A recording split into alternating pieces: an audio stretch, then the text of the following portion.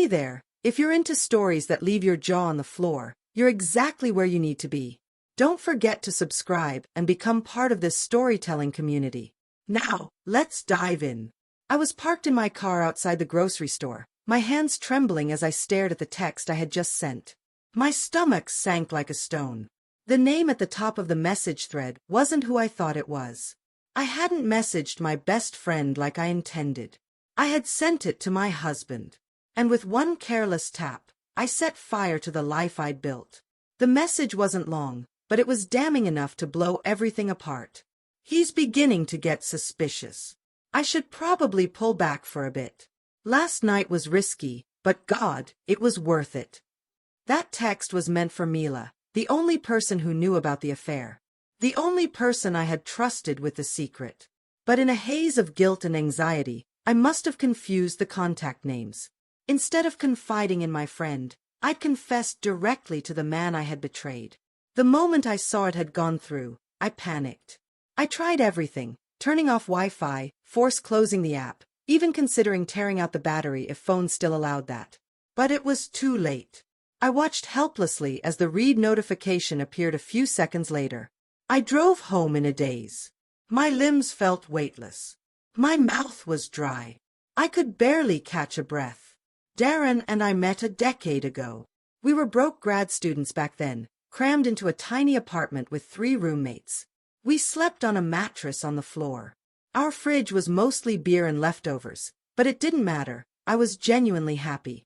He made me laugh when I felt hollow. He noticed me when I didn't even see myself. 4 years, we were solid, unshakable. But after 5 years, the weight of life began pressing down. Work pulled us in different directions. Darren was launching a startup, while I was climbing the corporate ranks at a marketing firm. Our time together became fragmented, rushed kisses, unfinished conversations, passing glances in hallways. We slowly stopped really seeing each other. And then came Nolan. He managed the account I had just signed. Charismatic, older, and exuding danger in a way that felt thrilling after years of routine. I didn't go looking for an affair. It began innocently, teasing remarks, a touch that lingered a beat too long, drinks after meetings that went late. Then, during a business trip to Chicago, we crossed a line I couldn't step back from. I told myself it was a one-time lapse, that the shame would be enough punishment. But it didn't stop. The secrecy was addictive. So was the feeling of being wanted again. Nolan made me feel seen, attractive, alive. We met under aliases in hotel rooms. Our messages were sent through encrypted apps. And now, with one mistake, everything was unraveling. It turned into an escape, a dangerous second life I convinced myself I had under control. I never stopped loving Darren. That was the lie I repeated every night as I curled into bed beside him. The truth. I was selfish, needy, and deeply broken. When I returned home after sending that disastrous message, the house was completely still. Darren's car wasn't in the driveway. His phone went straight to voicemail every time I called. I paced the living room as the daylight faded, my chest tight, flinching at every creak in the floorboards. The silence itself felt like judgment. He finally came home just after midnight. His expression gave nothing away. Without saying a word, he walked past me and into the bedroom.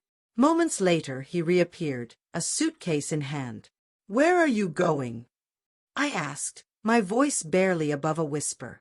He didn't reply. "Darren!" He stopped, turned slowly, and held up his phone. "Risky, huh?" he said flatly. His tone was ice, calm and controlled, which somehow made it worse. I opened my mouth, desperate to say something, anything, but no words came. He looked at me for a second, shook his head in disbelief, picked up his keys, and walked out. He didn't even slam the door. The next few days blurred into each other. He cut off all communication. He ignored my calls, didn't read my messages. I tried going to his office, only to be turned away by his assistant. I sent long, frantic emails filled with apologies and regret, all met with silence. When I finally told Mila what happened, she was livid. "You sent it to him? Are you serious?" she groaned. "I was panicking," I murmured. "I thought he had found something. I didn't think." Well, now he has, she snapped. I ended things with Nolan immediately. Blocked his number. Told him it was over. His response was chillingly indifferent. We both knew this wouldn't end clean, he said. Hope it was worth it. It wasn't. Not even close. 2 weeks went by before I heard from Darren again. He sent a message asking to meet at the little diner we used to visit during the early days of our relationship. Maybe it felt like neutral territory to him. I got there early. My heart pounded like a war drum. When he walked in, I froze. He was wearing that old leather jacket he used to live in when we first started dating. He looked exhausted. We sat in silence for a while, both unsure how to begin. Then finally he spoke. Tell me everything. No lies. No holding back. So I did. I told him all of it, every lie, every excuse, every shameful detail. My voice broke between sobs as I laid it all out like a confession. I didn't try to make myself look better.